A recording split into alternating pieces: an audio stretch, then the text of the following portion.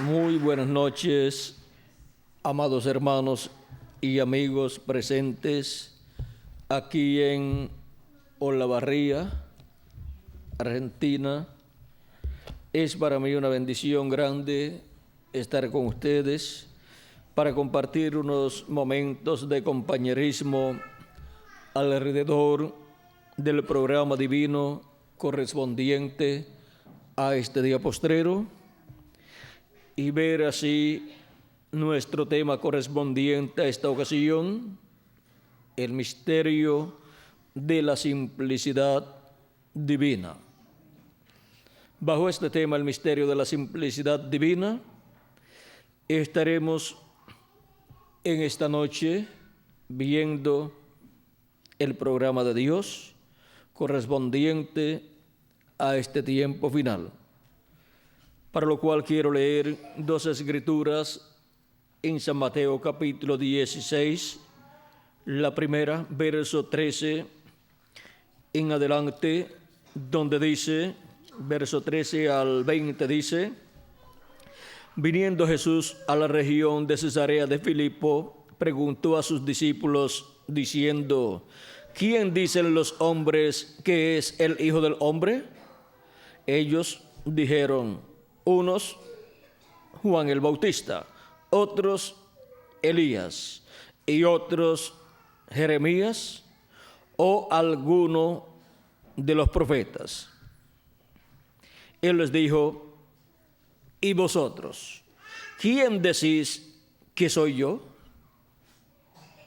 Respondiendo Simón Pedro, dijo: tú eres el Cristo, el Hijo del Dios viviente.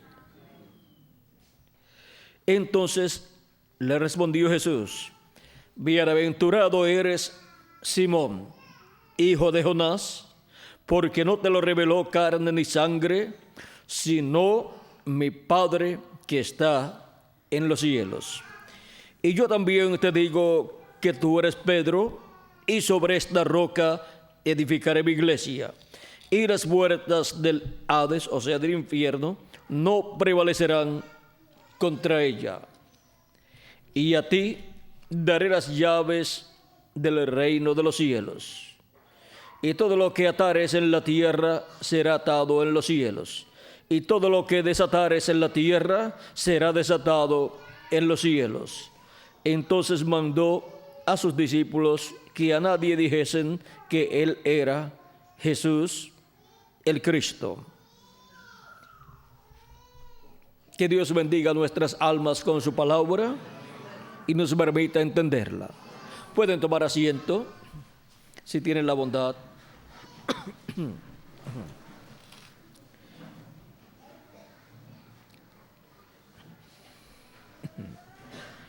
El misterio de la simplicidad divina. Miren cómo en la simplicidad divina se cumplió la primera venida de Cristo, la primera venida del Mesías, o sea, la primera venida del ungido de Dios en toda su plenitud.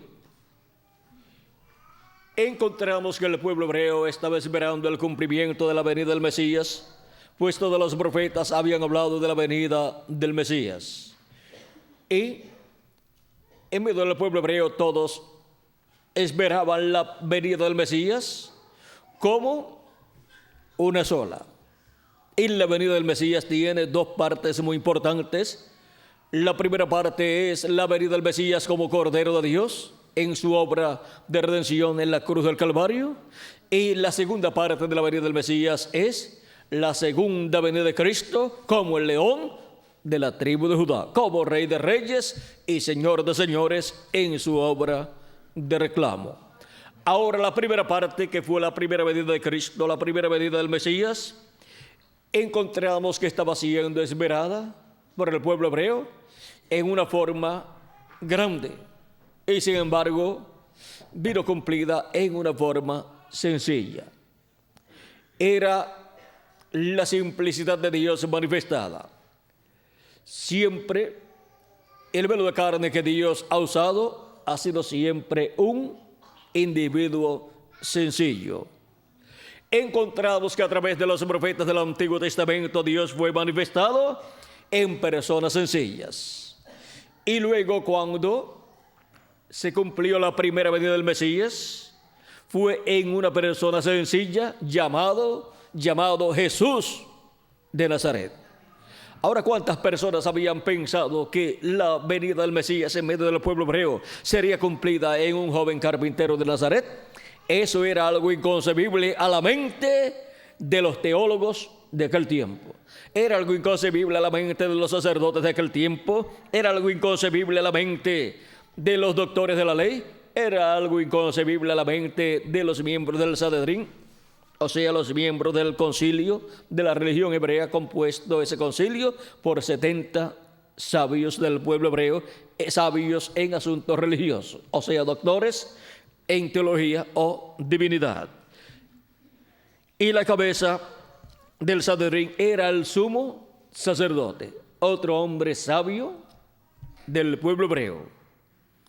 Y ninguno de ellos ni siquiera había pensado que la venida del Mesías sería cumplida en forma sencilla, en simplicidad, por medio de un hombre sencillo del pueblo hebreo.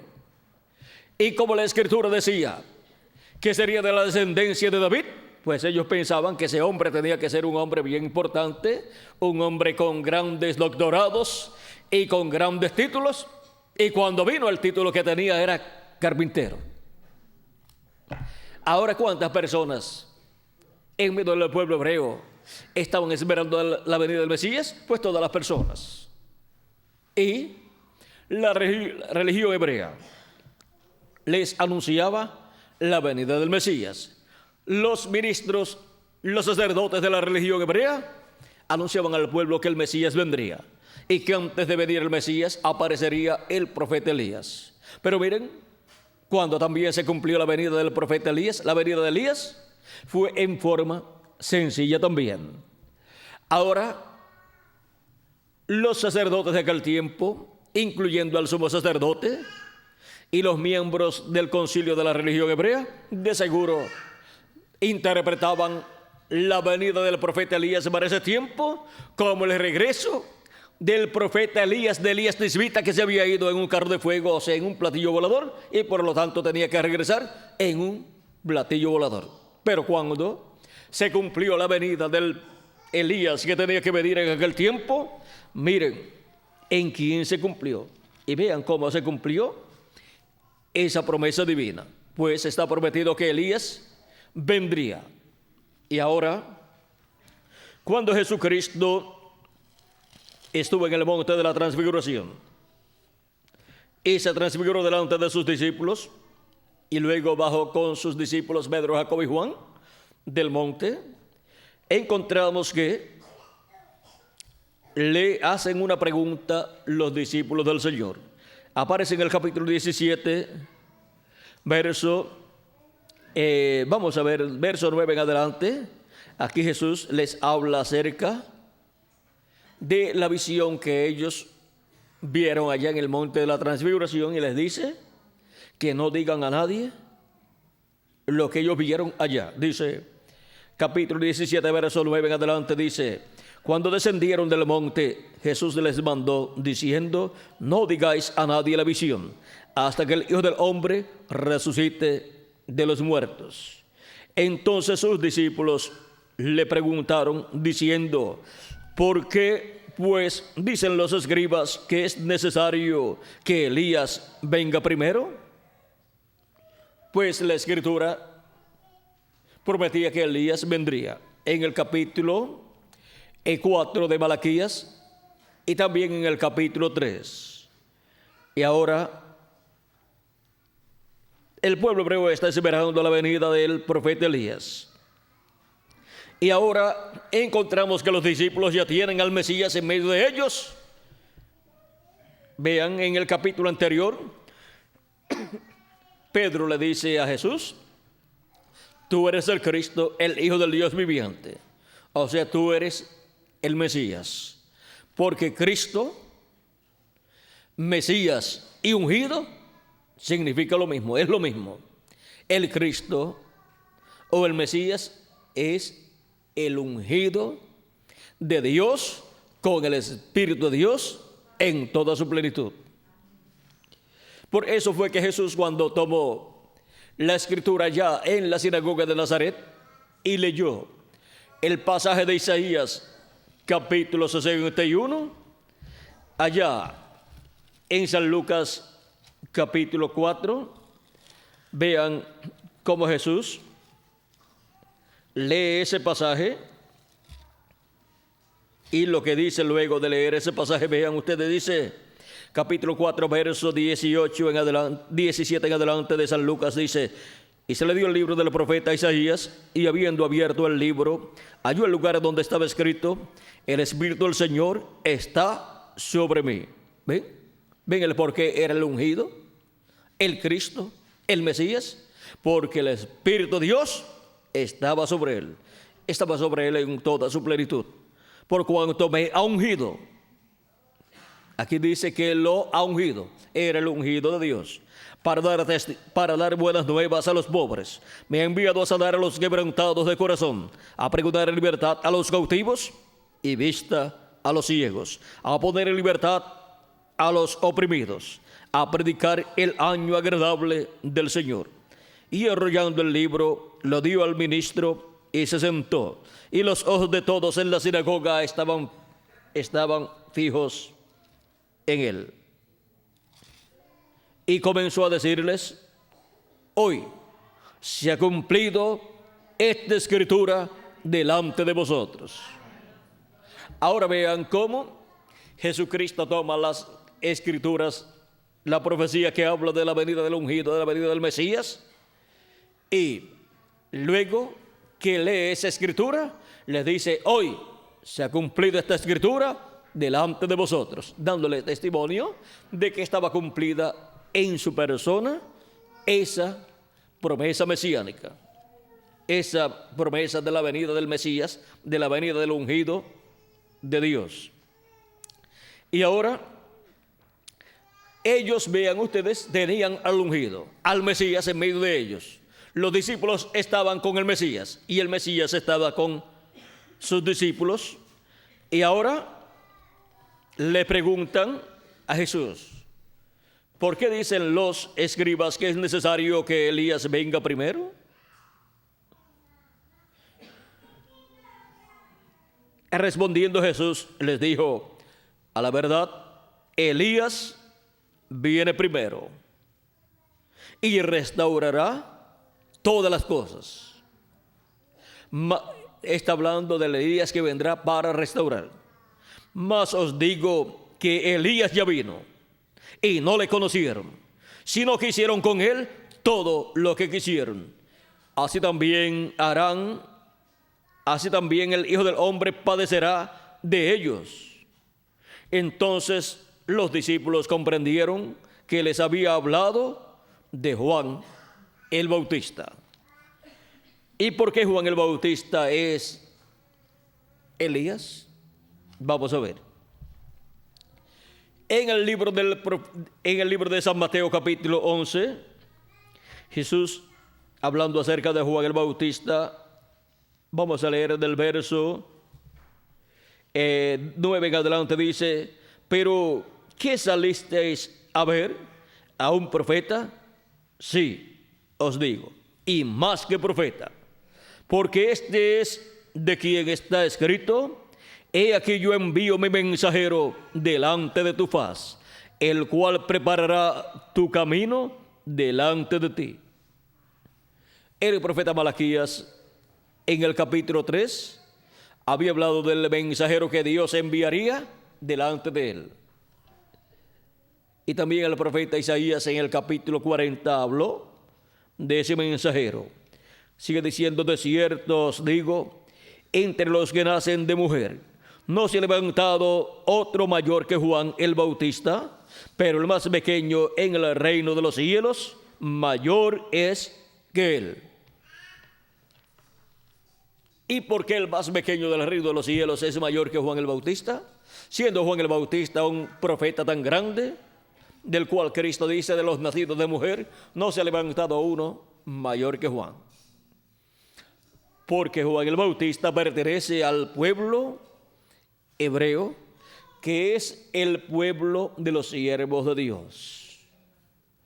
Y el más pequeño del reino de los cielos pertenece a la iglesia del Señor Jesucristo, que es el Israel celestial.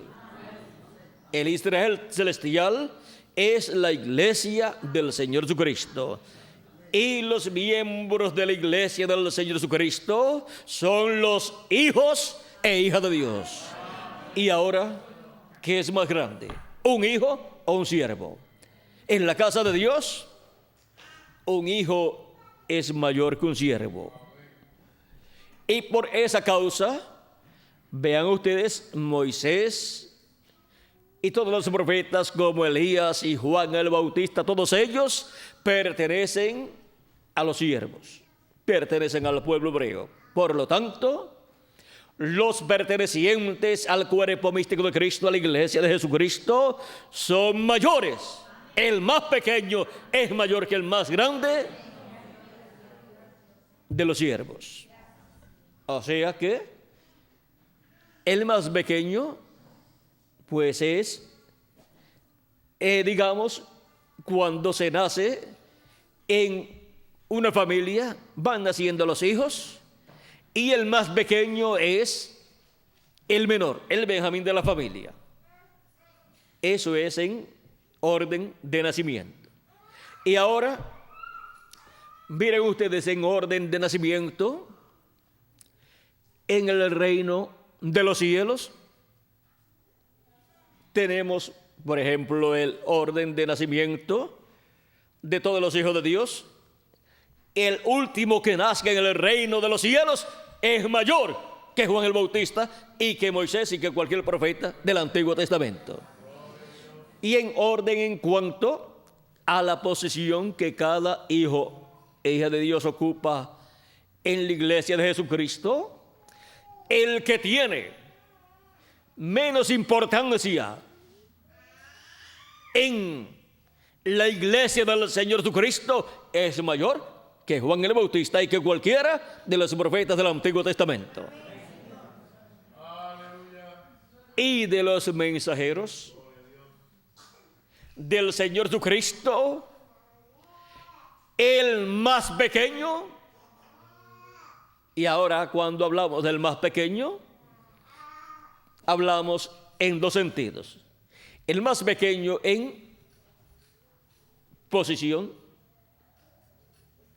que sería alguno de los mensajeros de Jesucristo, de los 8 mensajeros de Jesucristo, y el más pequeño en cuanto a ser el último que aparezca de ellos.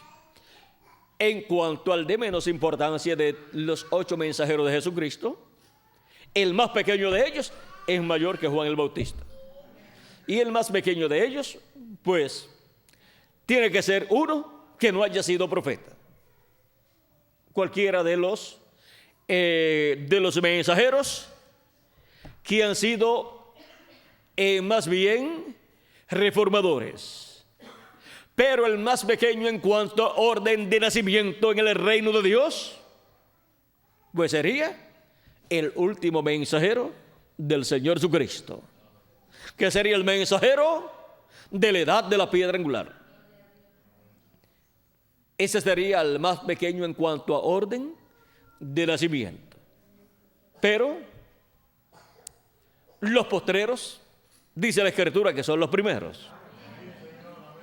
Y Cristo nos dijo, cuando todos trataban de ser el más grande en el reino de Dios o el reino de los cielos, estaban luchando todos porque deseaban la posición más alta.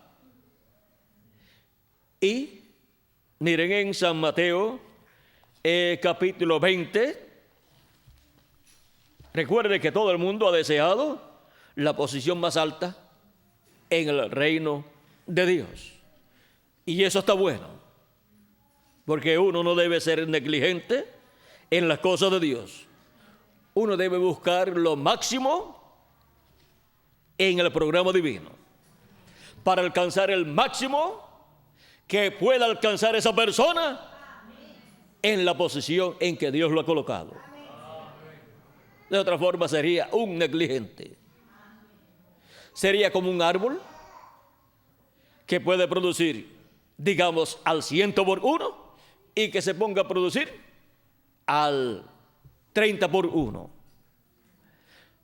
Está omitiendo 2/3 partes y un poquito más de lo que puede producir. O sea, ese sería un árbol tacaño y negligente. Un árbol que no ama tanto al Señor, porque para el Señor hay que producir el máximo. ¿Y saben ustedes lo que dice el Señor? Para los que producen al máximo y para los que tienen muchos talentos, cuando le fue quitado el talento a aquel que tenía uno y no lo usó, el Señor dijo: ahora tomen ese talento y den ese talento al que tiene más, al que tiene 10 talentos. Y le dijeron: pero Señor, ese es el más que tiene 10 talentos. Y los multiplicó y ahora tiene 20. Pues den ese talento adicional a ese que tiene más, porque al que tiene le será dado más, y al que no tiene, aún lo que tiene le será quitado. ¿Ven? Aquel que no hizo nada con lo que Dios le dio y no se preocupó por las cosas de Dios, ¿qué le sucedió? Le fue quitado todo lo que Dios le había otorgado, lo cual no era de la persona sino de Dios, y Dios lo puso en las manos de esa persona para producir, y no produjo, le fue quitado, y la persona perdió el talento, y no solamente perdió el talento, sino que perdió toda la bendición de Dios, porque dijo el Señor: y ahora, atado de pies y manos, echen a ese siervo, ¿a dónde? A donde será el lloro y el crujir de dientes, o sea, al horno de fuego. Y ahora vean ustedes lo que será de aquellos negligentes que no se han preocupado por las cosas de Dios y por producir para Dios. Y ahora veamos que siempre es muy importante tratar de producir el máximo para nuestro Señor, por amor divino, no por competencia, sino porque amamos al Señor y queremos hacer lo máximo para el Señor. En San Mateo capítulo 20, versos 20 en adelante dice: entonces se le acercó la madre de los hijos de Zebedeo con sus hijos, postrándose ante él y pidiéndole algo. Estos hijos de Zebedeo son Juan el apóstol y Santiago o Jacobo. Él le dijo a ella, a la madre de estos jóvenes: ¿qué queréis? Ella le dijo: ordena que en tu reino se sienten estos 2 hijos míos, el uno a tu derecha y el otro a tu izquierda. ¿Y saben que esa es una buena actitud de una madre? Buscar las bendiciones mayores para sus hijos. Toda madre debe buscar para sus hijos la bendición de Dios y tratar de alcanzar el máximo para sus hijos, o sea, luchar en favor de sus hijos.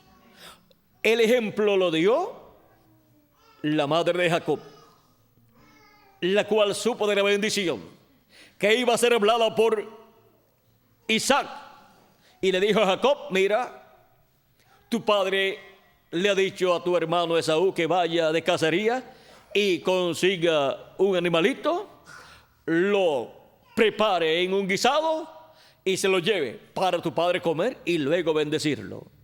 Y era la bendición de la primogenitura la que iba a ser hablada sobre Esaú. Y la madre de Esaú y de Jacob le dijo a Jacob: ahora vamos a preparar un cabrito. La madre de Jacob sabía el gusto de su padre, del padre de Jacob, porque era su esposa.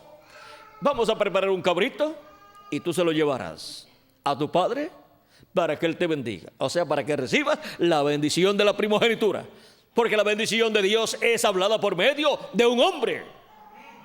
Y miren ustedes, Jacob decía, pero si yo voy donde mi padre, él va a saber que yo soy Jacob y no soy Esaú. Y en vez de bendecirme, me va a maldecir. Su madre le dijo, no te preocupes. Pondremos las pieles del cabrito en tus manos y en los lugares donde debes tener vello.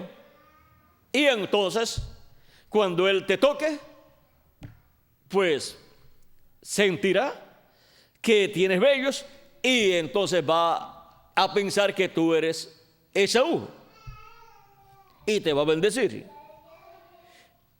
Pero mamá, y si se da cuenta y en vez de bendecirme me maldice, entonces yo me haré responsable. La maldición que vaya a caer sobre ti, que caiga sobre mí. Miren, usted es una madre buscando la bendición para sus hijos. Lucha en favor de sus hijos y no ve imposibilidades. Lo que ve son las posibilidades. Porque sin la bendición de Dios, ¿de qué le vale a una persona vivir? Ahora, luchando por la bendición de Dios, esta madre, luchando por la bendición de Dios para su hijo Jacob, vean ustedes, obtuvieron la bendición de Dios, la bendición de la primogenitura. Prepararon el cabrito, lo llevó Jacob a su padre. Su padre escuchó la voz de Jacob y dijo, es la voz de mi hijo Jacob. Pero cuando tocó sus brazos, dijo, pero son los brazos de mi hijo. O sea, el tacto, por el tacto, dijo que eran los brazos de su hijo. Por el oído, dijo que era la voz de Jacob. Pero por el tacto dijo que eran los brazos de su hijo Esaú. Luego, por el olor de su ropa, dijo que era su hijo Esaú, su primogénito. ¿Y qué otro de los sentidos usó? La vista no la pudo usar porque ya estaba ciego. Así que esa estaba a favor de Jacob también. Y su madre, pues estaba a favor de Jacob, porque toda madre desea la bendición de Dios para sus hijos amados. Y debe luchar para que la bendición de Dios venga sobre sus hijos. Una madre que no lucha por la bendición de Dios para sus hijos es una madre que no ha tomado responsablemente su posición como madre.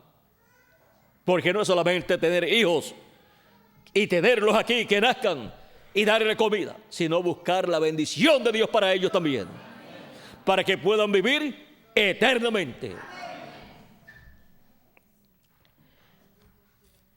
Así como los han traído a vida temporal, buscar para que puedan vivir eternamente. Y toda madre que ama a sus hijos y conoce la palabra de Dios, buscará la bendición de Dios para sus hijos también. Ahora esta madre le dice vean, ya les dije que Jacob consiguió la bendición de la primogenitura. Y ahora veamos aquí. La madre de Jacobo y Juan quería la bendición mayor para sus hijos. La bendición de que fueran colocados en el glorioso reino de Jesucristo, uno a cada lado. Esa madre de ellos no era una madre tonta, era una madre muy entendida, muy sabia y muy amorosa, que amaba mucho a sus hijos y amaba mucho al Señor Jesucristo también, y buscaba lo mejor para sus hijos.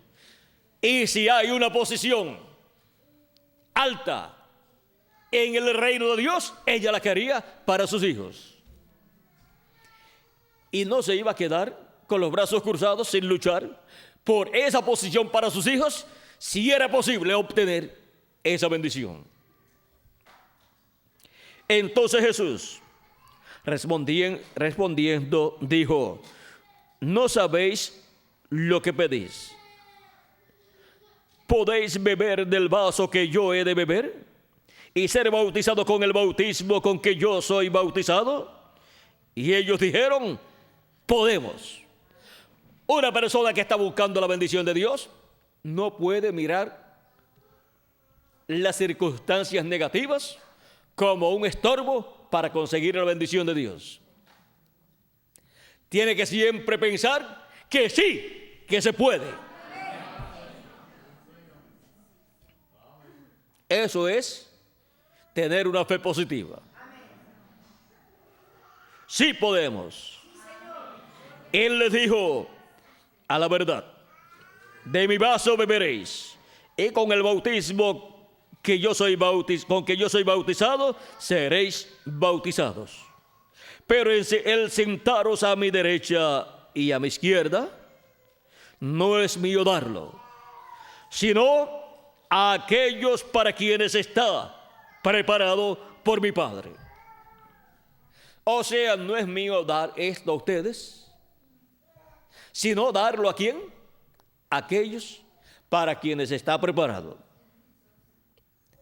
Y en Apocalipsis capítulo 21, Apocalipsis capítulo 3, verso 21, dice Jesucristo: al que venciere, yo le daré que se siente conmigo en mi trono, así como yo he vencido y me he sentado con mi Padre en su trono. Esa es la posición, la bendición que la madre de Jacobo y Juan estaban buscando para sus hijos, y ellos también la estaban buscando. Y ahora Cristo promete esta bendición para el vencedor. Y ahora miren ustedes cómo esta posición tan importante estaría disponible para ser obtenida por el vencedor en el día postrero. Ahora, esta es la posición que ocupará el siervo fiel y prudente, al cual su Señor colocó sobre su casa y su iglesia, para que les dé el alimento a tiempo, o sea, su ración espiritual de la palabra de Dios, el mensaje correspondiente a ese tiempo. De edad en edad Cristo ha colocado siervos fieles y prudentes que le han dado el alimento espiritual a su iglesia, a sus hijos, a tiempo. Pero para el día postrero es que estará el siervo fiel y prudente dándole el alimento a tiempo, el cual estará presente en la venida del Hijo del Hombre. Porque la bendición grande es para el que esté en el tiempo final dando ese alimento espiritual a los hijos e hijas de Dios. Aunque los ángeles y mensajeros de las 7 edades tienen una bendición grande y una posición muy grande en el reino de Dios. Diríamos que es el consejo del reino de Cristo, o el gabinete y consejo de Cristo, o sea, los que estarán representando las diferentes edades y grupos de las diferentes edades. Y ahora, miren ustedes, dice: bienaventurado aquel siervo al cual cuando su Señor venga le haya siendo así. O sea que la bienaventuranza grande es para el siervo que esté presente cuando nuestro Señor venga. Ese es el siervo fiel y prudente del día postrero, que estará en la edad de la piedra angular y dispensación del reino, dándole el alimento espiritual del evangelio del reino a todos los hijos e hijas de Dios. Y ese será el que recibirá la bendición que buscaron Juan y Jacobo y la madre de ellos, pero le fue dicho que no era de él darlo, sino a aquellos para quienes está preparado. O sea que para ellos esa posición y esa bendición no estaba preparada. Y ahora vean ustedes cómo todos los discípulos de Jesucristo lucharon por ser el mayor en el reino de los cielos o reino de Dios. Y Cristo, tomando un niño, dijo que el mayor sería aquel que le serviría a los demás. Él también dijo que el mayor vendría a ser el postrero.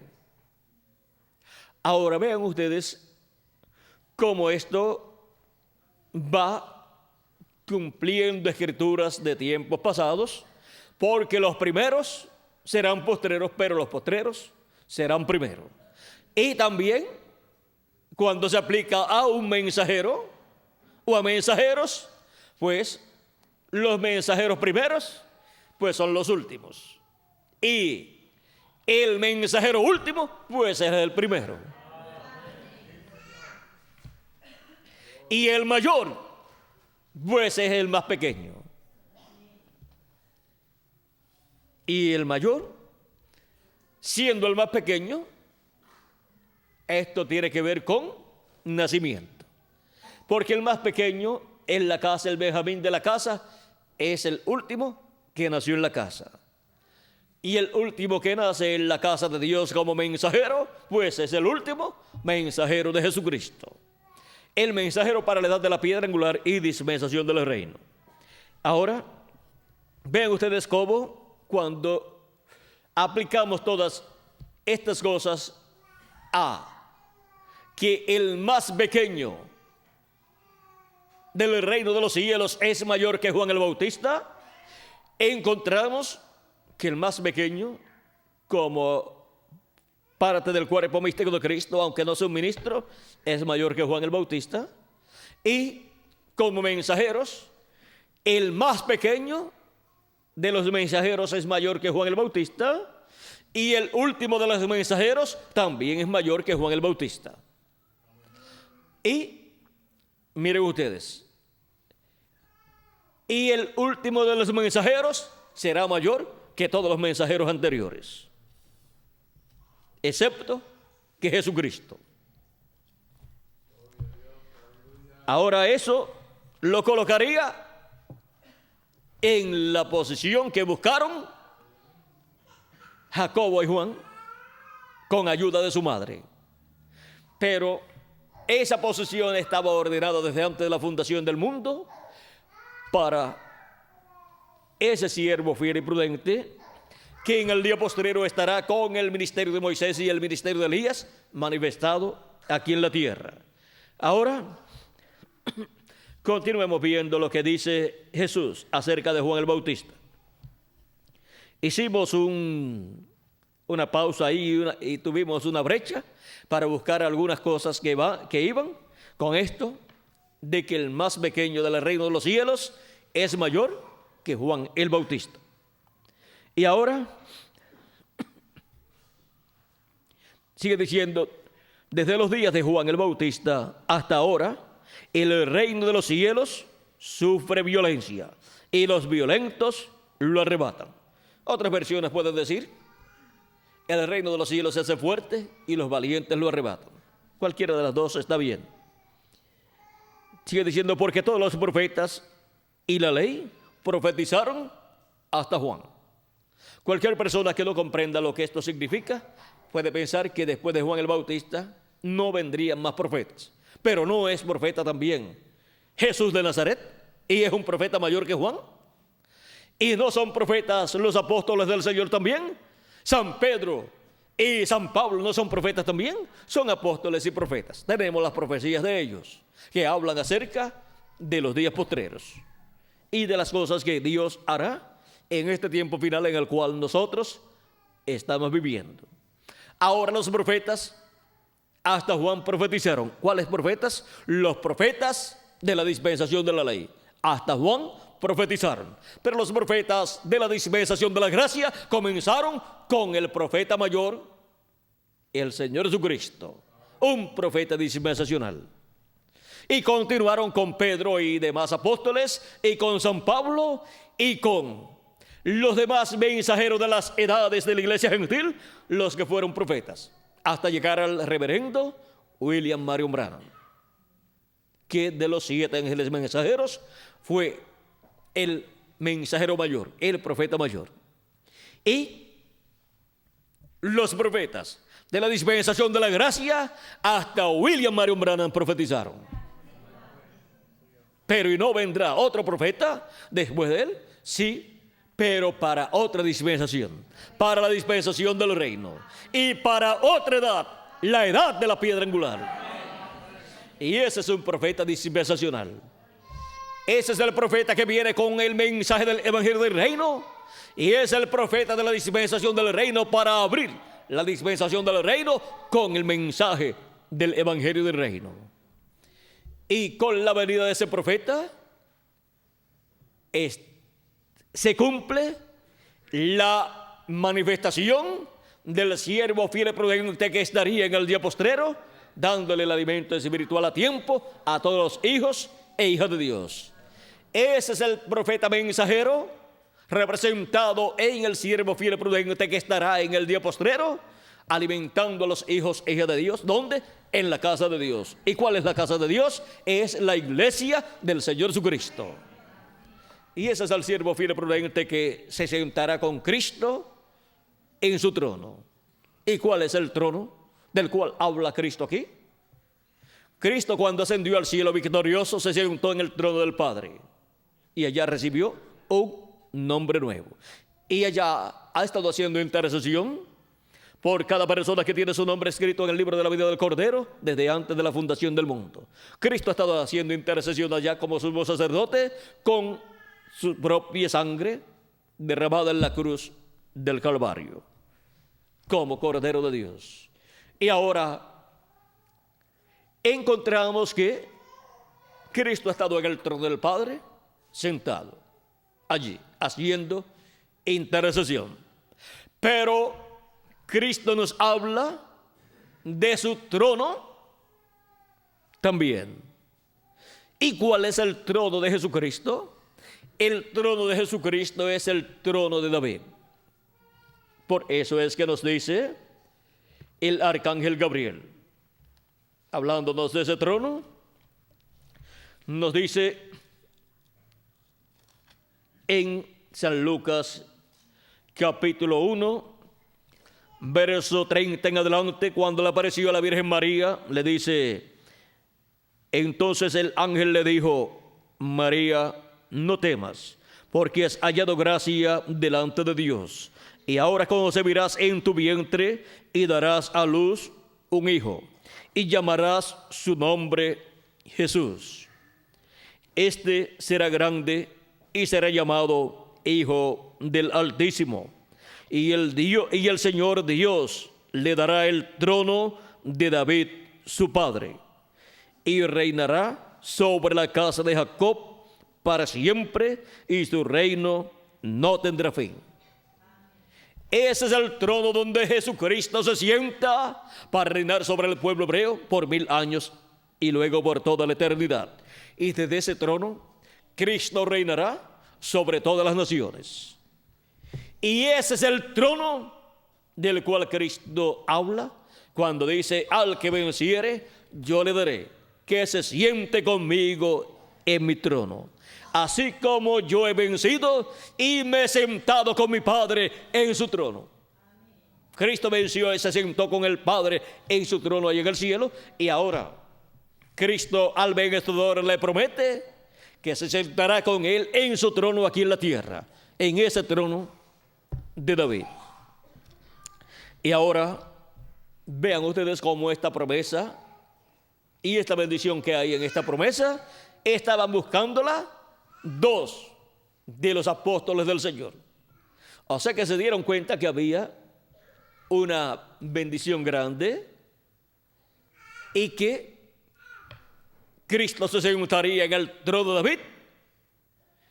Y así como Dios en el cielo tiene a sus arcángeles Gabriel y Miguel, uno a la diestra y el otro a la siniestra, o sea, a la derecha y a la izquierda, están estos arcángeles allí en el cielo. Pues ellos seguida pues pensaron, pues Cristo tiene que tener aquí en la tierra, en su trono, también uno a cada lado. Así es que quisieron ocupar la posición que ocupan Miguel y Gabriel allí en el cielo. Pero esa posición estaba reservada para ser concedida al siervo fiel y prudente que en el día postrero estará en medio de la iglesia del Señor Jesucristo y recibirá esa bendición. Cristo dijo, hablando de ese siervo fiel y prudente, al cual cuando su Señor venga le haya siendo así, dice, bienaventurado aquel siervo al cual cuando su Señor venga le haya siendo así. De cierto os digo que sobre todos sus bienes le pondrá. ¿Y qué significa ponerle sobre todos sus bienes? Si lo pone sobre todos sus bienes, lo coloca como administrador. Y al ser colocado como administrador, estará con Cristo en el reino milenial. Y será el instrumento que Cristo tendrá en la administración de ese reino. Será el que se sentará con Cristo en su trono. Ahora, esto está tipificado en diferentes lugares en la Biblia. Así como Cristo se sentó en el trono del Padre en el cielo.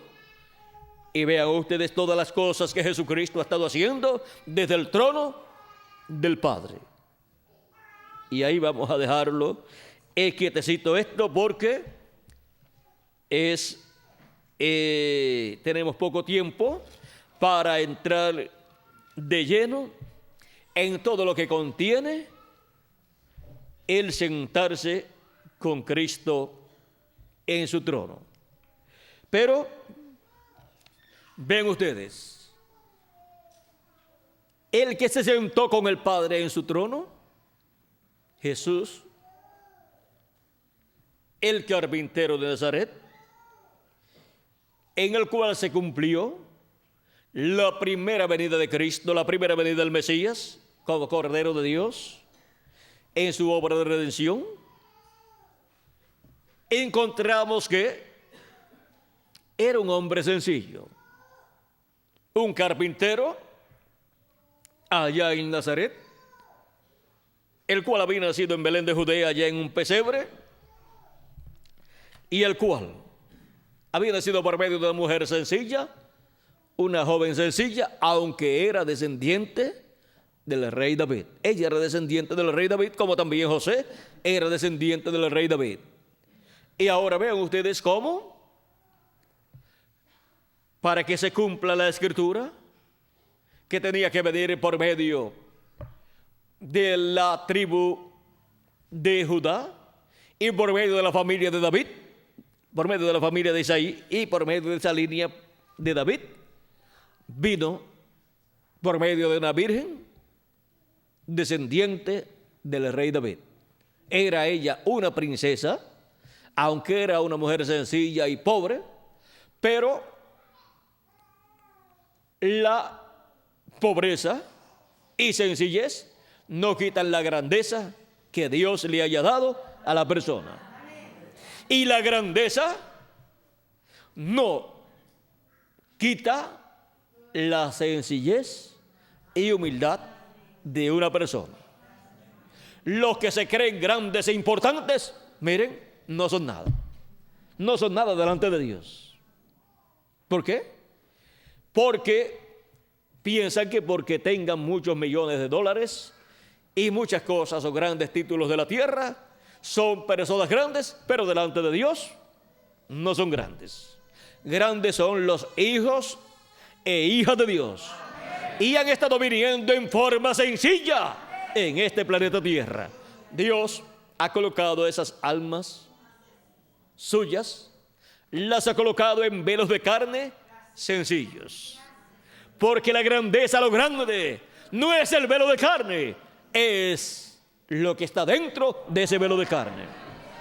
El alma de esas personas es lo grande, pero el velo de carne es un velo de carne sencillo. Dios ha colocado hijos e hijas suyas aún entre los nativos y entre los indios y entre personas tan y tan sencillas que nadie se podía imaginar que en medio de ellos Dios tuviera hijos primogénitos, pero sí los tiene. Y también en medio de todas las esferas sociales de la raza humana. Y así Dios ha escogido los velos de carne donde colocaría esas almas de Dios, esos hijos e hijas de Dios, esa simiente de Dios, porque la simiente de Dios es el alma. Eso es lo más importante del ser humano. Y esas almas, vean ustedes, han sido colocadas en diferentes niveles de carne. Por eso es que hay hijos e hijas de Dios que están viviendo en un nivel medio, otros están viviendo en un nivel pobre, otros están viviendo en medio de nativos, sus velos de carne son de los nativos, otros están viviendo en medio de otra clase de gente. El velo de carne pues vino por medio de otras personas y así por el estilo. Muy pocos son los que se encuentran bien arriba, pero encontramos que todos son de arriba, del cielo. Y cuando los muertos en Cristo sean resucitados en cuerpos incorruptibles y nosotros los que vivimos seamos transformados, todos estaremos en el tope. Mire la alta sociedad para el reino milenial. ¿Sabe cuál será? Los hijos e hijas de Dios, los miembros del cuerpo místico de Cristo. Esa es la realeza.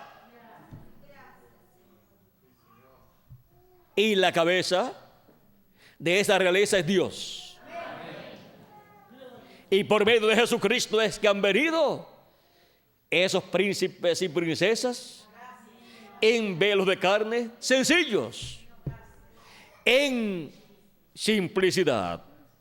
Eso es la simplicidad divina. Como cuando Dios vino velado en carne humana en la persona de Jesús. Vean ustedes, lo grande era el que estaba dentro de aquel velo de carne. Pero el velo de carne era sencillo. Un joven carpintero de Nazaret. ¿Qué de grandeza hay en un joven carpintero humanamente hablando? No hay nada de grandeza. No hay atractivo en él para desearlo. No tiene un título grande ni riqueza tampoco. Pero el que estaba dentro de ese velo de carne llamado Jesús era el grande. Y Dios obra en esta forma para que nadie se lleve la gloria, para que la gloria no sea terrenal sino celestial. Y la gloria celestial es manifestada en esa sencillez, en simplicidad, en velos de carne sencillos. Así fue Dios manifestado en carne humana y así ha manifestado sus atributos. Sus hijos e hijas los ha estado manifestando en velos de carne sencillos. La primera venida de Cristo, que fue la venida del ángel del pacto, del ángel de Jehová, que es el mismo Jehová, el mismo Dios de Abraham, de Isaac y de Jacob. Vean ustedes, vino manifestado en carne humana en sencillez, en simplicidad, en un velo de carne sencillo. Y Cristo decía: bienaventurado el que no haya tropiezo en mí. Pues nadie esperaba que la venida del Mesías fuera en una forma tan sencilla. Y estaban tropezando ¿con qué? Con la sencillez, con la simplicidad de Dios. La simplicidad siempre es el velo de carne. Ahí es donde está la simplicidad. En algo sencillo, en algo simple, es que Dios coloca su grandeza. La primera venida de Cristo fue en simplicidad. Y ahora para el día postrero, vean ustedes, podemos ver la simplicidad de la manifestación de los hijos e hijas de Dios de edad en edad. Han estado viniendo en velos de carne sencillos. Y para el día postrero, la segunda venida de Cristo también está prometida para ser cumplida en simplicidad. Veamos lo que dice el precursor de la segunda venida de Cristo hablando acerca de la simplicidad. En la página 17 del libro de los Sellos, cuando está predicando acerca del tema Dios en simplicidad, dice: muchos hablando acerca de la segunda venida de Cristo y también mostrando cómo ha sido de edad en edad y cómo fue la primera venida de Cristo, dice: muchos lo pasan por alto por razón de la manera en que se revela. ¿Por qué? Porque se revela siempre en un velo de carne sencillo. El hombre tiene sus propias ideas de lo que debe ser Dios y sobre lo que Dios hará. O sea, de cómo Dios va a hacer las cosas. Los hombres se hacen sus propias ideas. Como he dicho muchas veces, el hombre es igual a como siempre ha sido. Él siempre está alabando a Dios por lo que hizo, mirando a lo que Dios hará en el futuro, pero ignorando lo que Dios está haciendo en el presente. Y eso es lo que nosotros tenemos que captar. Lo que Dios está haciendo en el tiempo en que uno está viviendo. Lo que Dios hizo en el pasado, ya eso es historia. Y lo que Dios hará en el futuro, todavía está por suceder. Pero lo que Dios está haciendo en el presente, eso le trae la bendición de Dios a la persona cuando lo capta, cuando lo entiende y lo recibe. Así es, miran para atrás y ven la cosa tan grande que Dios hizo, pero no pueden ver la cosa tan sencilla que Dios usó para efectuarla. No pueden ver el velo de carne tan sencillo que Dios usó para hacer eso tan grande que Dios hizo. Miran adelante y ven lo grande que viene. Y en 9 de 10 casos, las cosas ya están sucediendo todo a su alrededor. Sin embargo, es tan sencillo que no lo saben, que no se dan cuenta de que Dios ya está cumpliendo todas esas cosas que le prometió. De 10 cosas que haya prometido, 9 las está cumpliendo y ni se dan cuenta de esas 9 que están siendo cumplidas. Sigue diciendo en esta misma página, en el último párrafo dice: entonces como usted puede ver, no hallamos la grandeza y realidad de Dios revelada en las cosas grandes de las cuales pensamos, sino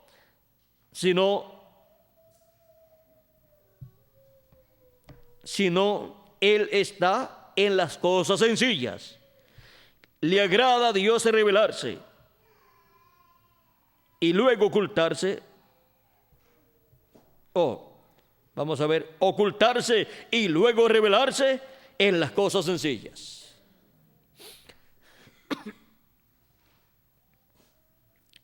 Estas cosas le pasan por encima al hombre, pues usted puede decir: ¿por qué obraría así un Dios justo?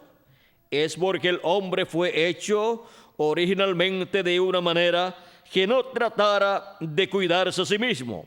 El hombre fue hecho para confiar completamente en Dios.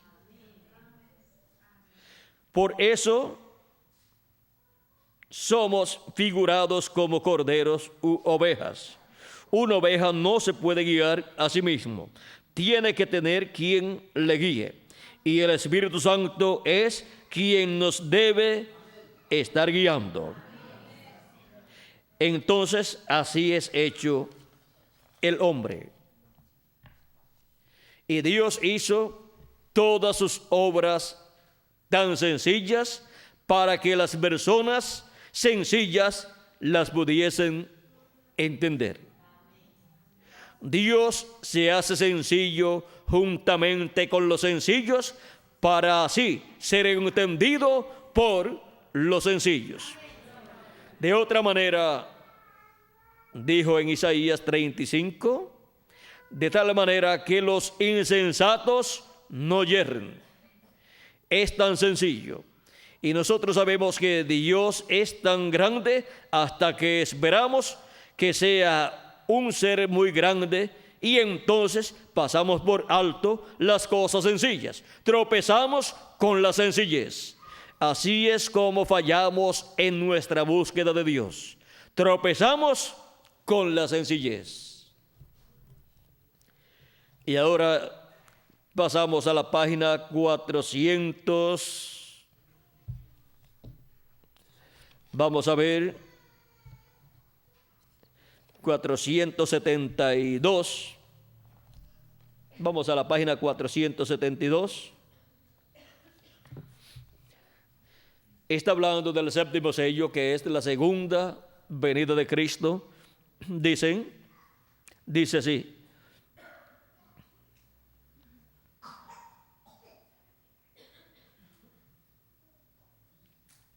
noten bien el mensaje del tiempo del fin, este sello, o sea, el séptimo sello. El mensaje del tiempo del fin es ¿qué?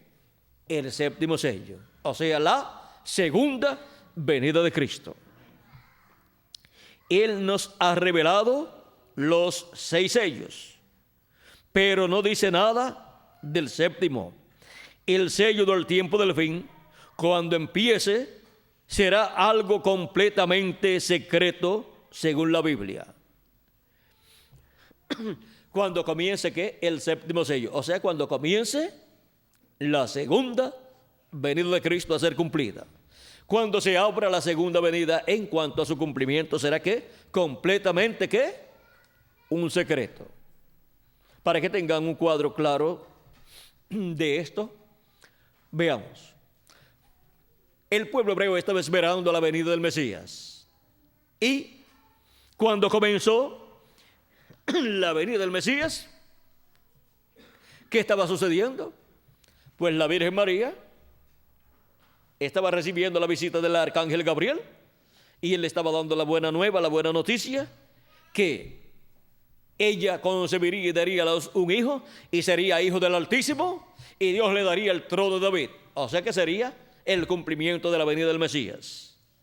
Y luego, 9 meses después, estaba dando a luz allá en Belén de Judea y vean, ella vivía en Nazaret y José también. Pero el Mesías tenía que nacer en Belén de Judea y por causa de un edicto que el rey Herodes dictó, tuvieron que ir, cada persona tuvo que ir a la ciudad a la cual pertenecía o de la cual descendía él, para ser en esa ciudad registrado en ese censo que se estaba haciendo. Y no podían decir, bueno, es que no puedo ir porque tengo dolor de cabeza, o porque tengo gripe, o no podemos ir porque mi esposa está embarazada. No, tenían que ir. Y allá fueron José y María.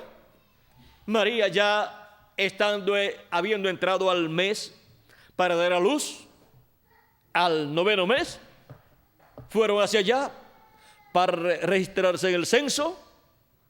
Y estando allá, le llegaron los dolores de parto, le llegó el tiempo de dar a luz y dio a luz en Belén de Judea, para que se cumpliera la escritura que tenía que nacer, venir de Belén de Judea. Y tenía que venir ¿de dónde? de la descendencia del rey David. Y tenía que venir, vean ustedes, de la raíz de Isaí. Por medio del rey David tendría que venir esta descendencia, y así vino Jesús. Vean todas las escrituras que se cumplieron en Jesús. Y ahora, ¿qué estaba sucediendo cuando el arcángel Gabriel le apareció a María y luego cuando nació Jesús en Belén de Judea? Estaba comenzando la venida del Mesías. Estaba el sello de la venida del Mesías siendo abierto. Estaba abriéndose ese sello allí. Estaba en el comienzo. Y ahora aquí, la segunda venida de Cristo, que es el séptimo sello, nos dice el precursor que cuando este sello del tiempo del fin, cuando empiece, cuando comience, será algo completamente secreto, según la Biblia. Cuando comienza el séptimo sello es cuando comienza la venida del Señor. Ahora, miren ustedes, la primera venida del Señor estaba allí. Había comenzado con el nacimiento de Jesús, allí en Belén de Judea.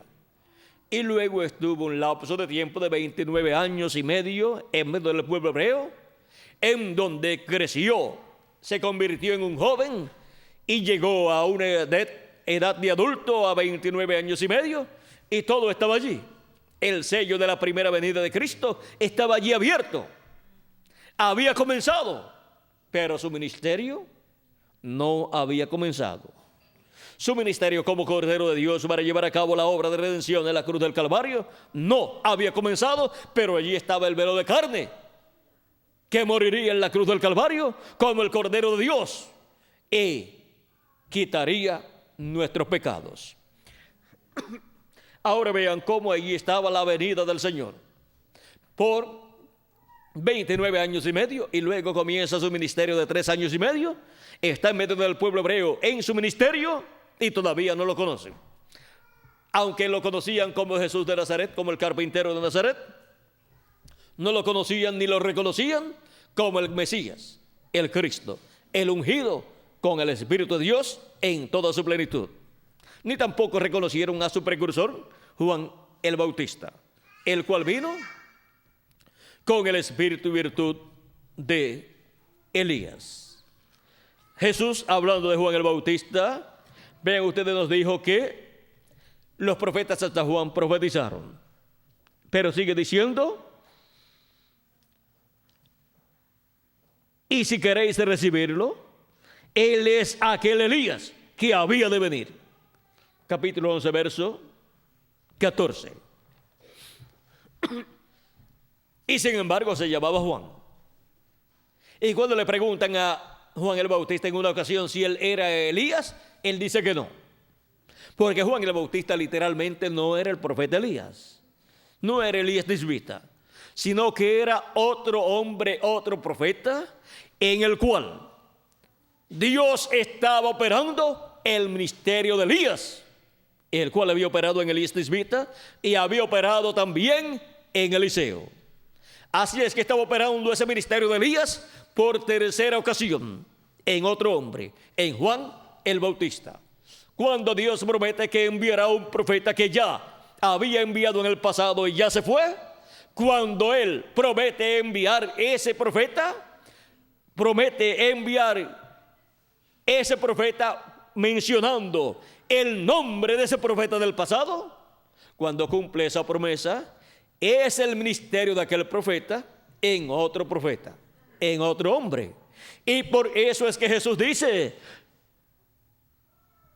Juan es aquel Elías que había de venir. Si ustedes lo quieren recibir, él es aquel Elías que había de venir. Es otro profeta con el ministerio que estuvo en el profeta Elías. Así es siempre que Dios ha prometido la venida de un profeta que ya vino en el pasado, tuvo su ministerio y se fue. también encontramos que hay otras promesas para la venida, por ejemplo, de Moisés y para la venida de Jesús. Esas promesas serán cumplidas en la misma forma. Serán sus ministerios regresando a la tierra en otro velo de carne. Los ministerios de Moisés, de Jesús y de Elías están prometidos para regresar a la tierra en otro velo de carne. Ese velo de carne será el siervo fiel y prudente, será el ángel del Señor Jesucristo, en el cual estará el Espíritu Santo manifestado, operando esos ministerios. Y ahora, vean ustedes cómo vino el precursor de la primera venida de Cristo, y luego vino Jesús, y Juan el Bautista lo presentó como el Mesías, como el Cordero de Dios que quita el pecado del mundo, y estuvo en medio del pueblo hebreo, y no lo conocieron como el Mesías, lo rechazaron. Y ahora, para la venida del Hijo del Hombre con sus ángeles, tenemos las mismas promesas. Tenemos la promesa que Dios enviará a Elías nuevamente para preparar el camino para la segunda venida de Cristo. Y si ustedes lo quieren recibir, el reverendo William Branham es ese Elías que había de venir en este día final, en este tiempo final, preparándole el camino a la segunda venida de Cristo. Y ya se fue Elías en su cuarta manifestación. Era el ministerio de Elías en otro hombre. Ahora tenemos la promesa de la venida de Elías por quinta ocasión, que será el ministerio de Elías operado por el Espíritu Santo en el día postrero en otro hombre. Y será él uno de los dos olivos, porque los dos olivos de Apocalipsis capítulo 11 y de Zacarías capítulo 4 son los ministerios de Moisés y de Elías. Los ministerios que están representados en los dos querubines de oro y en los dos querubines de madera de olivo cubiertos de oro, que están en el lugar santísimo del templo que construyó el rey Salomón. Esos dos ministerios de Moisés y Elías están representados en el cielo en Gabriel y Miguel, estos dos arcángeles que Dios tiene allá en su templo en el cielo, en el lugar santísimo. Son los ángeles que están delante de la presencia de Dios. Y por eso cuando en Zacarías nos habla de los dos olivos, nos dice que son los dos ungidos que están delante de la presencia de Dios. Y en el cielo los que están delante de la presencia de Dios son Gabriel y Miguel. Y en el templo que construyó Salomón y el que construyó Moisés, los que están delante de la presencia de Dios son los dos querubines de oro, y en el templo de Salomón los dos querubines de oro y los dos querubines de madera de olivo cubiertos con oro. Y en el templo espiritual de Jesucristo, en el lugar santísimo, pues son los dos ministerios de el ministerio de Moisés por segunda vez y el ministerio de Elías por quinta vez en el ángel del Señor Jesucristo. Y en ese mismo ángel del Señor Jesucristo estará Jesucristo en el Espíritu Santo manifestado en el día postrero. O sea que estarán los ministerios de Moisés, de Elías y de Jesús manifestados en el ángel del Señor Jesucristo. Y una promesa tan grande de la venida de estos tres grandes ministerios a la tierra en el día postrero será cumplida en forma sencilla, en un velo de carne sencillo llamado el ángel del Señor Jesucristo. Ahí estará el ángel del pacto, el ángel de Jehová, que es nuestro amado Señor Jesucristo, manifestado en el Espíritu Santo, con los ministerios de Moisés y Elías, siendo manifestados por medio de ese velo de carne. Y estará siendo manifestado el ministerio de Jesús, también hay en ese mismo velo de carne. La promesa de la venida del Hijo del Hombre es con sus ángeles, y viniendo el Hijo del Hombre con sus ángeles, estará manifestado en su velo de carne correspondiente al día postrero, que es el ángel del Señor Jesucristo. Donde está el Hijo del Hombre manifestado, Jesucristo en el Espíritu Santo manifestado, ahí estará el ministerio de Moisés, el ministerio de Elías y el ministerio de Jesús. Y eso es la apertura del séptimo sello para el día postrero. Ahora, cuando empiece el séptimo sello, cuando empiece a ser manifestado, será completamente un secreto. O sea, cuando el comienzo del velo de carne se lleve a cabo y cuando nazca en el reino de Dios, en el templo espiritual de Cristo, en la iglesia de Jesucristo, por medio de creer en Cristo como su Salvador y lavar sus pecados en la sangre de Cristo y recibir el Espíritu de Cristo, todo eso será un misterio, porque ese es el comienzo. Ese es el comienzo del séptimo sello. Pero para el final, o para cuando ya esté cerca del final del séptimo sello, todas estas cosas serán comprendidas por los escogidos de Dios, por la iglesia del Señor Jesucristo. Y a medida que se va avanzando en el programa divino, el ministerio del séptimo sello, el ministerio de Jesucristo, con sus ángeles y por medio de su ángel mensajero,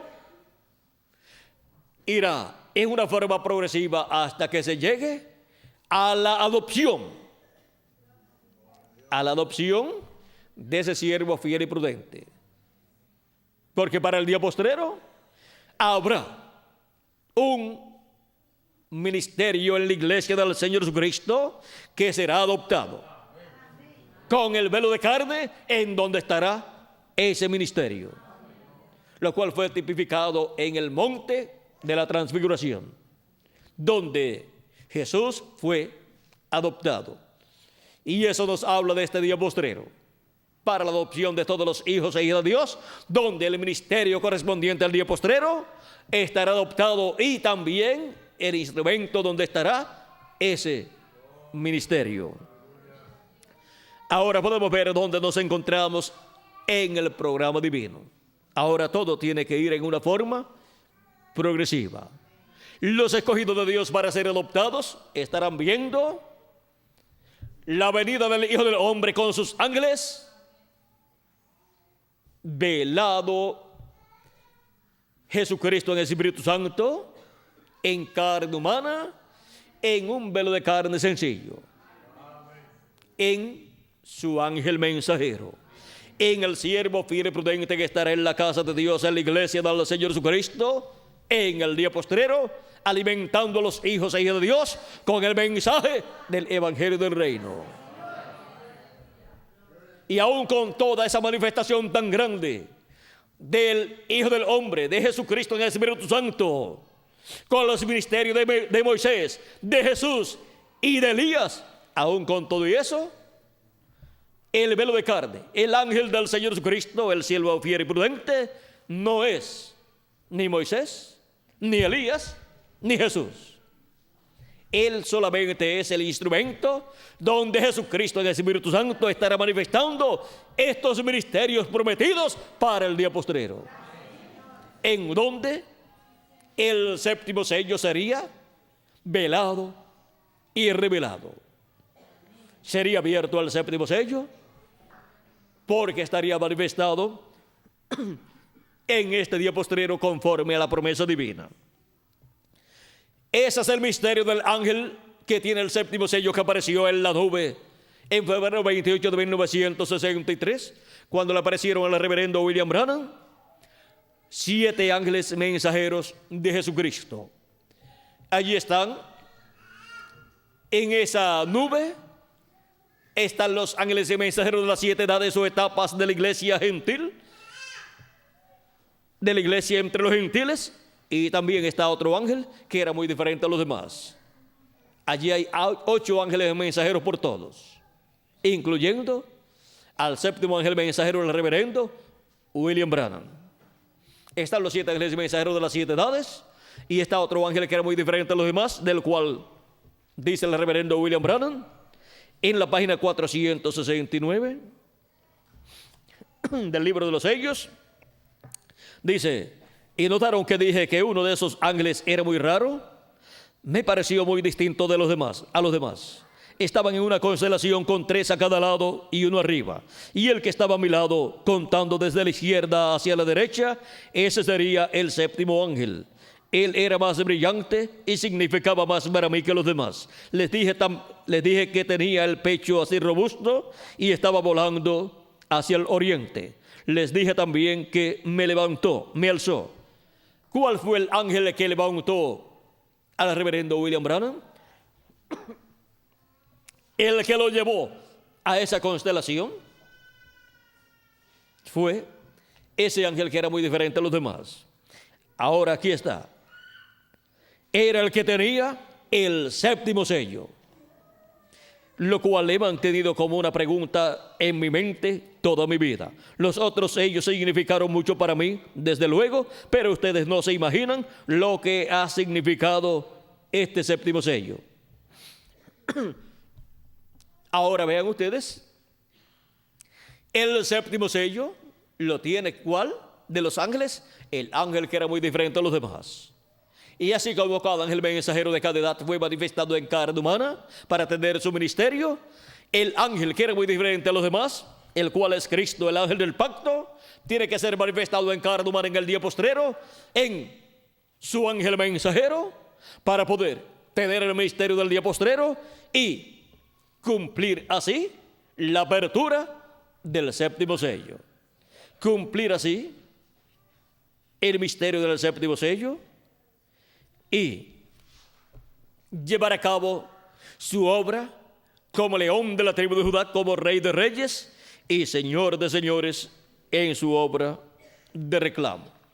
Ahora miren todas las cosas que están contenidas bajo este 7º sello o en este 7º sello. Por eso es tan importante conocer el misterio del 7º sello. El misterio del 7º sello está en el ángel que era muy diferente a los demás. Ahí está el misterio. Y la manifestación de ese ángel que era muy diferente a los demás en carne humana en el día postrero es la apertura del 7º sello. ¿En dónde estará ese ángel que era muy diferente a los demás manifestando los ministerios de Moisés por segunda vez, de Elías por quinta ocasión y de Jesús por segunda ocasión? Es la manifestación del ángel del pacto, del ángel de Jehová en el día postrero, en carne humana, en su ángel mensajero. Pero el ángel mensajero de Jesucristo ni es Jesucristo, ni es Moisés, ni es Elías. Pero en él estarán manifestados los ministerios de Moisés por segunda vez, de Elías por quinta vez y de Jesús por segunda vez. ¿Quién los estará manifestando? Jesucristo en Espíritu Santo, manifestado en su ángel mensajero, estará operando, manifestando esos ministerios. Y eso será el misterio de la simplicidad divina en el día postrero en medio de la iglesia del Señor Jesucristo. Y bienaventurado el que no haya tropiezo en el ángel del Señor Jesucristo, en el velo de carne donde estará Jesucristo en el Espíritu Santo manifestado, operando esos ministerios y cumpliendo así la apertura del 7º sello. El misterio de la simplicidad divina. Siempre Dios ha obrado en simplicidad, para que así ninguna persona le dé la gloria al velo de carne, sino a Dios. Dios es muy celoso y Él dice que no dará su gloria a nadie. Por lo tanto, la gloria pertenece a nuestro Dios. A Él sea la gloria y la honra por los siglos de los siglos. Amén. Ven que la simplicidad en la cual Dios se manifiesta impide que se le robe la gloria a Dios. Más bien las personas lo único que pueden decir, esas cosas que están sucediendo, que están siendo hechas, no son hechas por un hombre, porque ningún hombre puede hacer estas cosas que están siendo hechas. Así dijo Nicodemo a Jesús. Si Dios no está con él, era Dios en Jesús, fue Dios en cada mensajero y será Dios en este día postrero, manifestado en simplicidad. Encontramos, por ejemplo, en el caso de Moisés, Dios tenía un profeta ya preparado para la liberación del pueblo hebreo, pero todo eso sería en simplicidad, y aún el mensaje que él predicaría vendría en simplicidad. Y por eso encontramos a Moisés con problemas para hablar. Todo eso ayudaba para que la simplicidad fuera mayor. Moisés, cuando rechazó el dar el mensaje y pidió un ayudante para que hablara por él, quitó un poco de la simplicidad de Dios. Porque un mensaje tan grande, viniendo por medio de una persona que no podía hablar bien, hacía que fuera más grande la simplicidad. O sea, que la simplicidad fuera mayor simplicidad, y eso da lugar a mayor gloria para Dios. Y se necesitaba entonces una mayor manifestación de Dios. Y ahora, vean ustedes, San Pablo, por ejemplo, un apóstol tan grande como él, tenía problemas en la vista. Y llegó un tiempo en que ya cuando escribía, decía: les escribo, mirad con cuán grandes letras les escribo. Recuerden que casi todas las personas que tienen problemas en la vista, que les falta visión, si no usan espejuelos, cuando escriban, van a escribir bien grande. ¿Para qué? Para poder ver lo que están escribiendo. Porque si no ven lo que están escribiendo, creen que están escribiendo pequeñito y que nadie lo puede leer. Y el que no lo puede leer es él mismo. Pero una persona con buena vista puede leer. Pero escribe con letras grandes para escribir bien y él poder entender lo que escribió. Y Pablo, ya lo último, tenía que escribir bastante grande, y también tenía quien escribiera por él alguna de las cartas también. Y vean ustedes, tenía problemas en su visión. Dice que había orado a Dios por 3 ocasiones para que Dios lo libertara, quitar ese aguijón que tenía, que le abofeteaba en su cara, en su rostro. Era el problema de la vista. Y Dios le dijo: bástate mi gracia, porque mi poder se perfecciona en tu debilidad. ¿Ven? Ahí la debilidad humana, la flaqueza humana, hacía que se manifestara el poder de Dios, se perfeccionara el poder de Dios. San Pablo con problemas de la vista y oraba por los enfermos.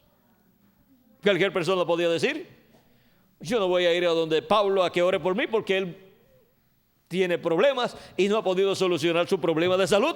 ¿Cómo va a orar por otra persona? Pero miren, aún los sudarios, o sea, los pañuelos y cosas que usaba San Pablo, las llevaban a personas que estaban enfermos y aún personas que tenían espíritus malos, y eran libertados.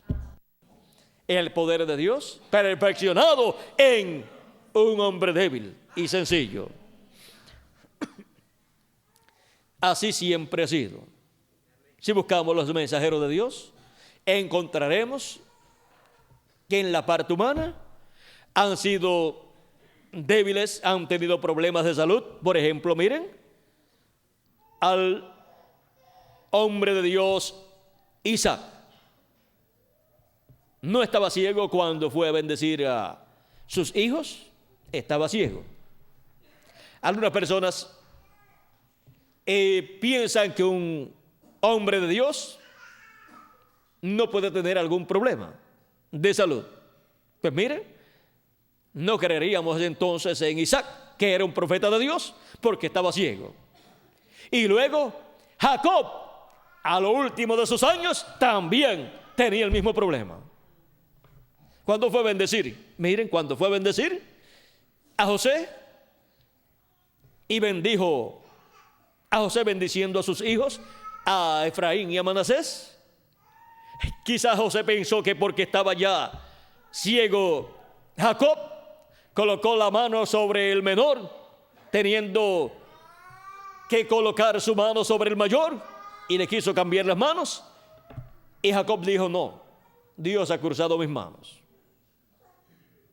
Y bendijo al menor con la bendición de la primogenitura, así como Isaac bendijo al menor, a Jacob, con la bendición de la primogenitura. Vean, lo mismo se cumplió después. Y ahora, en esta ocasión, Jacob estaba consciente de lo que estaba haciendo. Isaac no sabía lo que estaba haciendo, pero vean ustedes, consciente o inconsciente, la palabra de Dios de bendición fue hablada en ambos casos. Y para nuestro tiempo, pues estábamos conscientes todos, escuchando la bendición de la primogenitura siendo hablada sobre nosotros.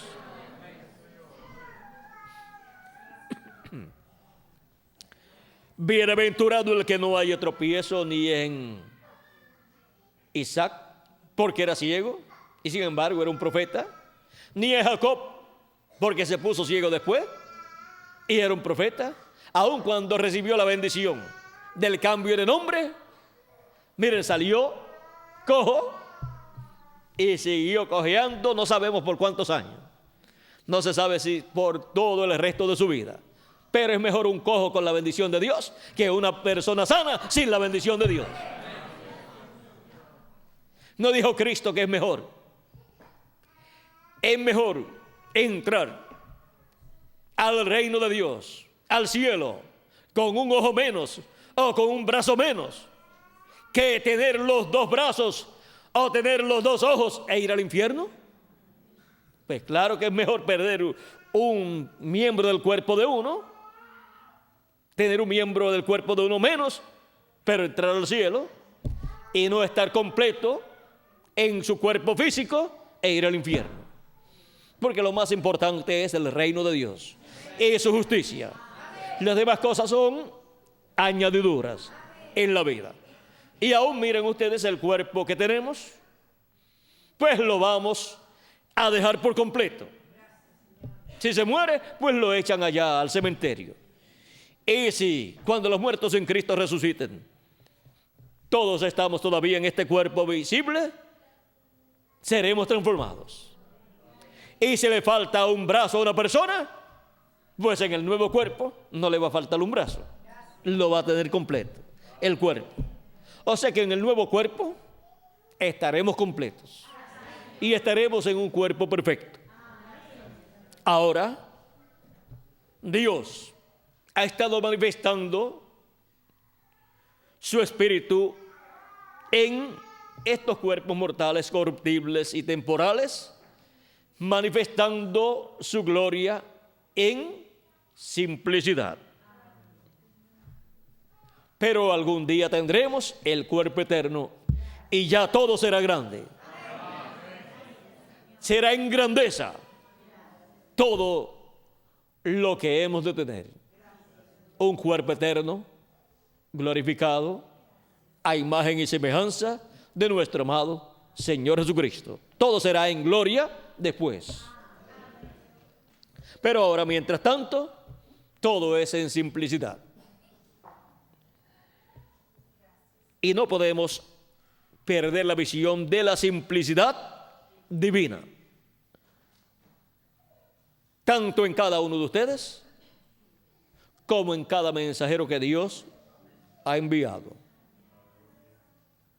Vean que la mayor parte de los hijos e hijas de Dios han sido personas sencillas, pobres.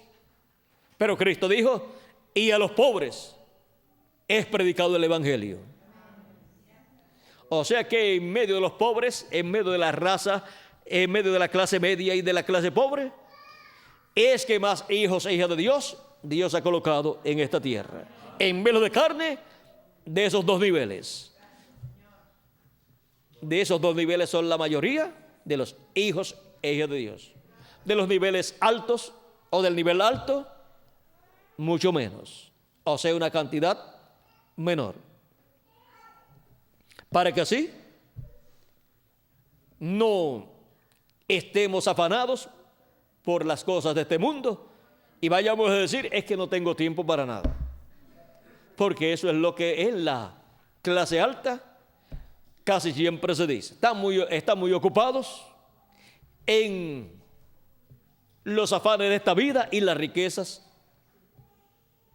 de esta vida y no tienen tiempo algunas veces ni para comer. Así es que, gracias a Dios porque ha colocado en medio de la clase media y de la clase pobre la mayor parte de sus hijos, los cuales siempre dicen, yo no tendré tiempo para algunas cosas, pero para Dios tengo todo el tiempo disponible. Y si tengo que tomar unas vacaciones para atender algunas actividades especiales, hablo en mi trabajo, pido unas vacaciones para estar en las cosas de Dios. Esas son las mejores vacaciones que una persona puede tomar. Sin embargo, en la clase alta toman unas vacaciones para irse de playa, para irse de gira, y no lo aprovechan para irse de gira con Dios, para irse a las actividades de Dios, a buscar a Dios y las bendiciones de Dios. ¿Ven? Así es que la simplicidad de Dios, la simplicidad divina, vean ustedes cómo está manifestada en todas las cosas relacionadas a su pueblo. Y ahora, para el día postrero, nos encontramos en el territorio latinoamericano y caribeño, en el programa divino. Un territorio sencillo. Es la simplicidad de Dios. Donde Dios llevará a cabo las cosas grandes, es el territorio sencillo latinoamericano y caribeño. Y vean ustedes cómo el misterio de la simplicidad divina es para que nadie le robe la gloria a Dios. Y para que nadie pueda entender el programa de Dios, la obra de Dios, a menos que no sea por revelación del cielo. Cristo dijo a Pedro, no te lo reveló carne ni sangre, sino mi Padre que está en el cielo. Y en otra ocasión anterior, orando o dándole gracias a Dios por lo que Dios estaba haciendo, Jesús dijo en el capítulo 11, verso 25 en adelante, dijo, en aquel tiempo, respondiendo Jesús, dijo, te alabo, Padre, Señor del cielo y de la tierra, porque escondiste estas cosas de los sabios y de los entendidos, o sea, de los teólogos de aquel tiempo, y doctores en divinidad, y sacerdotes y sumos sacerdotes de la religión hebrea, y las revelaste a los niños. Sí, Padre, porque así te agradó. Todas las cosas me fueron entregadas por mi Padre, y nadie conoce al Hijo sino el Padre, ni al Padre conoce a alguno sino el Hijo, y aquel a quien el Hijo lo quiera revelar. Ahora vean cómo algo tan grande fue revelado en aquellos días a personas pequeñas, a niños, hablando en términos comprensibles para nosotros. Niños en cuanto a conocimiento de aquel tiempo. Eran personas que no tenían mucho conocimiento, no eran personas graduadas de la universidad y casi ninguno de ellos de seguro había terminado la escuela. Eran personas pescadores, muchos de ellos, otros agricultores y así por el estilo. Pero eran personas que habían recibido la revelación del Padre Celestial, porque tenían sus nombres escritos, ¿dónde? En el libro de la vida del Cordero, desde antes de la fundación del mundo. Vean cómo Dios ha obrado siempre en simplicidad. Y al obrar en simplicidad,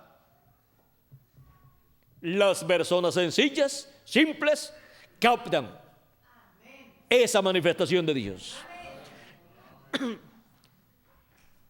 Dios obra en simplicidad y los simples, sencillos, las personas sencillas, reciben esta revelación divina.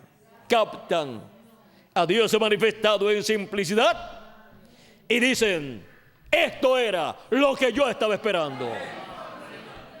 Ese manifestado en esa forma sencilla de las personas sencillas. La primera venida de Cristo, miren ustedes, fue manifestada en forma sencilla. Un joven carpintero comiendo con la gente de aquel tiempo. Agarraba un pedazo de pescado, lo partía, comía de él y así por el estilo. Vean, no era un hombre de estos de la alta sociedad que para comerse un pedazo de pescado tenían que traerle unos cubiertos especiales, sentarlo en una mesa bien hermosa y venir una persona sirviéndole para comerse un pedazo de pescado. Pero vean ustedes, vino el Mesías comiendo en medio de los pescadores, hablando con ellos, hablando en los términos de ellos también. Vino en simplicidad. Vino como uno de ellos, uno de en medio del pueblo. Así es como siempre Dios ha obrado. Esa es la simplicidad divina.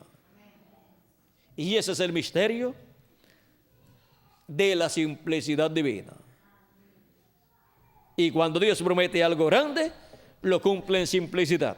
Y si promete algo más grande, lo cumple en más simplicidad. Así es para nuestro tiempo en el cual nosotros vivimos. Todo el programa divino es cumplido en simplicidad.